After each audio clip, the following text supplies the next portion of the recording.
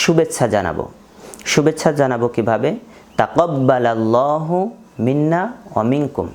তাকাব্বালাল্লাহু মিন্না ওয়া মিনকুম। আল্লাহ আমার এবং আপনার সকলের গুনাহকে ক্ষমা করে দেন। তা আমরা এইরূপভাবে সবাইকে শুভেচ্ছা জানাবো। এটা আমরা বাড়ি থেকেও জানাইতে পারি, ঈদগাহে গিয়েও আমরা জানাইতে পারি। যার সাথে দেখা হোক তাকে আমরা ঈদের শুভেচ্ছা জানাবো এভাবেই, যে তাকাব্বালাল্লাহু মিন্না ওয়া মিনকুম।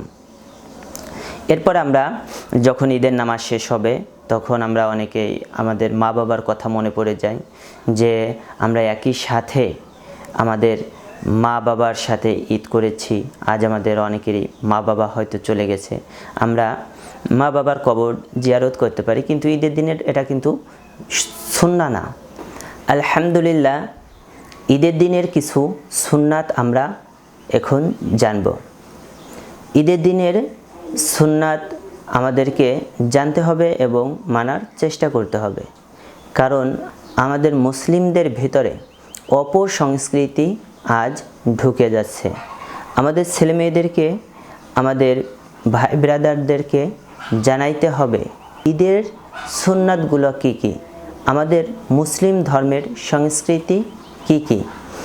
তা আমরা ঈদের দিনের প্রথম সুন্নাত হচ্ছে আমরা খুব ভোরে ঘুম থেকে উঠব এবং ফজরের নামাজ জামাতের সাথে আদায় করব। আর মেয়েরা বাড়িতে, মা বোনেরা বাড়িতে নামাজ আদায় করবে। আর পুরুষ যারা আছে ছোট বড় সকলেই আমরা জামাতের সাথে ফজরের নামাজ আদায় করব। তাহলে আমরা যদি এত সকালে ঘুম থেকে উঠি এবং ফজরের জামাতে শরিক হই, তাহলে সবার ভিতরেই আনন্দ ফুটে উঠবে। এরপর আমরা সকাল সকাল গোসল করব। গোসল করে আমরা উত্তম কাপড় পরিধান করব। তার পূর্বে আমরা গোসল করার পূর্বে আমরা মিসওয়াক করব। যদি আমাদের হাত পায়ের নখ বড় হয়ে থাকে তাহলে হাত পায়ের নখ কেটে ফেলব এবং আমরা গোসল করব।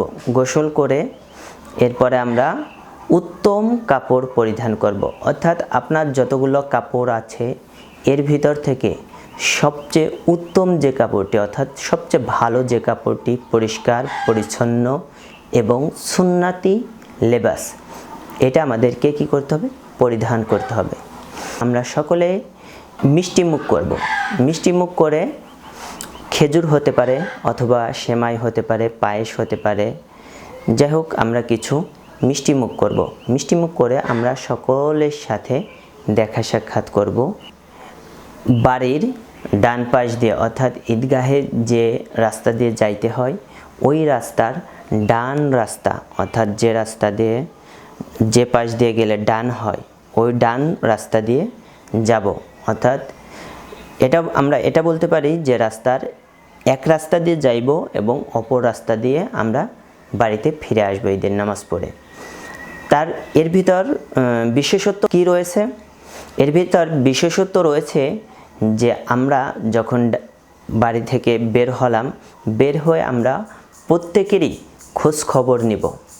খোঁজ খবর যে কে কেমন আছে, কে অবস্থায় আছে, আমরা সকলেই সকলের আনন্দ ভাগাভাগি করে নেব। আমরা বর্তমান সমাজে লক্ষ্য করতে পারছি যে ধনী গরিবের বিশাল একটি ব্যবধান তৈরি হয়েছে। ঈদগাহে যখন আমরা যাব তখন আমরা তাকবীর পড়তে পড়তে যাব। তাকবীরটা কি? আল্লাহু আকবার, আল্লাহু আকবার, লা ইলাহা ইল্লাল্লাহু, আল্লাহু আকবার, আল্লাহু আকবার, ওয়ালিল্লাহিল হামদ। এই তাকবীরটি আমরা পড়তে পড়তে যাব। মাঝে মাঝে আমরা দুরূদ শরীফ পড়তে পারি, কিন্তু আমরা বেশি বেশি তাকবীর পড়ব। তা তাকবীর পড়ে আমরা যখন ঈদগাহে গেলাম, ঈদগাহে যে আমরা খুব সুন্দর করে আমরা সকলের সাথে নামাজ আদায় করব। ধনী গরিব যেন আমরা ভেদাভেদ না করি, একই কাতারে দাঁড়িয়ে ধনী গরিব সকলে নামাজ আদায় করে খুতবা শুনব। খুতবা শোনার পরে আমরা সকলেই সকলকে শুভেচ্ছা জানাবো। শুভেচ্ছা জানাবো কিভাবে? তাকাব্বালাল্লাহু মিন্না ওয়া মিনকুম। তাকাব্বালাল্লাহু মিন্না ওয়া মিনকুম।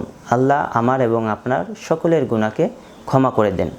তা আমরা এইরূপভাবে সবাইকে শুভেচ্ছা জানাবো। এটা আমরা বাড়ি থেকেও জানাইতে পারি, ঈদগাহে গিয়েও আমরা জানাইতে পারি। যার সাথে দেখা হোক তাকে আমরা ঈদের শুভেচ্ছা জানাবো এভাবেই যে তাকাব্বালাল্লাহু মিন্না ওয়া মিনকুম। এরপর আমরা যখন ঈদের নামাজ শেষ হবে তখন আমরা অনেকেই আমাদের মা বাবার কথা মনে পড়ে যায় যে আমরা একই সাথে আমাদের মা বাবার সাথে ঈদ করেছি। আজ আমাদের অনেকেরই মা বাবা হয়তো চলে গেছে, আমরা মা বাবার কবর জিয়ারত করতে পারি, কিন্তু ঈদের দিনের এটা কিন্তু সুন্নাহ না, ঈদের দিনের সুন্নাহ হিসেবে নয়। এটা আমরা আমাদের মা বাবার কথা মনে করে আমরা কবর জিয়ারত করতে পারি এবং তাদের জন্য কাকুতি মিনতি করে আল্লাহ তাআলার কাছে ক্ষমা চাইতে পারি যেন আল্লাহ পাক রব্বুল আলামিন তাদেরকে ক্ষমা করে দেন। এই ঈদের দিনে মা বাবা পুরনো কাপড় পরছে কিন্তু ছেলে মেয়েদেরকে নতুন কাপড় পরিয়েছে। অবশ্যই এই ঈদের দিনে মা বাবার কথা মনে পড়া উচিত সকলেরই।